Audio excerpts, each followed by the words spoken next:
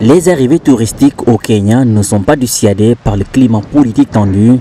En cette période de vacances, les touristes minimisent plutôt les risques de violence qui planent sur le pays.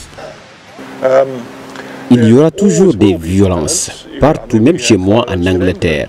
Il y en a, et c'est souvent lié à des combats politiques, mais la plupart c'est juste une minorité qui cause des ennuis sur le plan politique ou autre chose, et je n'ai aucun souci ici au Kenya. Suite à l'annulation des résultats de l'élection présidentielle par la Cour suprême, la situation sécuritaire n'augure pas toutefois des lendemains paisibles, ce qui justifie l'inquiétude des acteurs touristiques.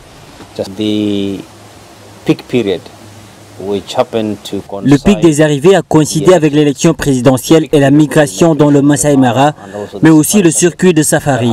Pour le moment, le secteur touristique n'a pas encore senti des perturbations imputables à la situation politique. Disons que les touristes ne sont point dissuadés, malgré les informations relayées par les médias internationaux.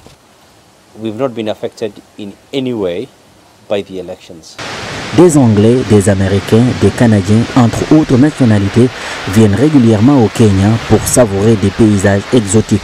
À l'image de ce couple britannique, tout comme ce groupe de jeunes Polonais, viennent pour la première fois dans le pays.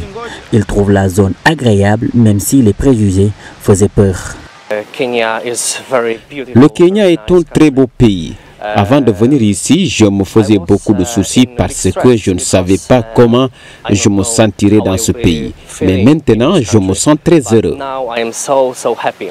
Des acteurs touristiques et hôteliers surveillent de près l'évolution de la tension politique et souhaitent le meilleur dans le secteur.